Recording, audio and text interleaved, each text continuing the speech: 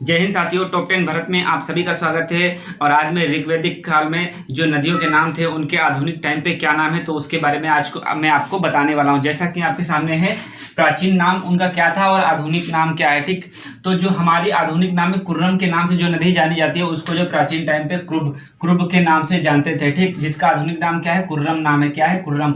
और जिसको प्राचीन टाइम में ऋग्वैदिक कालीन में नदियों में प्राचीन टाइम में कुंभा के नाम से जाना जाता था, उसको काबुल के नाम से नदी को जाना जाता है, उसको काबुल नदी के नाम से जाना जाता है।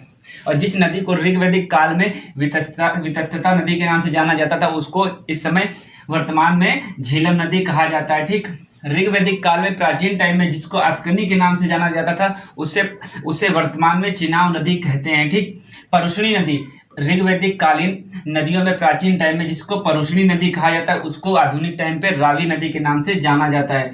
और जिसको ऋग्वैदिक काल में सुतद्रिणी के नाम से जाना जाता था, सुतद्रिणी, उसको वर्तमान में आधुनिक टाइम में किस नाम से जाना जाता है तो सतलज नदी के नाम से जाना जाता है। ठीक, उसके बाद हम बात करें विपाशा।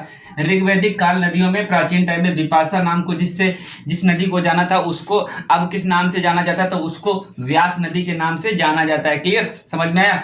और एक और है सदा नीरा नदी। प्राचीन टाइम में ऋग्वैदिक कालीन समय के सदा नीरा जिस नदी को कहा जाता था उसको आधुनिक टाइम पे क्या कहा जाता है, उसको कहा जाता है गंडक नदी के नाम से जाना जाता है। और आगे बात करें द्रसदती नदी जिसको कहा जाता था उसको आधुनिक टाइम पे कौन सी नदी कहा गया है, उसको घग्गर नदी कहा गया है। क्या कहा गया है, घग्गर नदी कहा गया है। और जिसको गोमती नदी कहा जाता था ऋग्वैदिक काल में उसको अब क्या कहा जाता है, उसको गोमल नदी कहा जाता है। ठीक, तो ये दोस्तों आपकी ऋग्वैदिक कालीन प्राचीन नदियों के नाम और ये आधुनिक नदियों के नाम, उनका इस समय नाम क्या है आपके सामने है। ठीक, स्क्रीनशॉट ले लीजिए।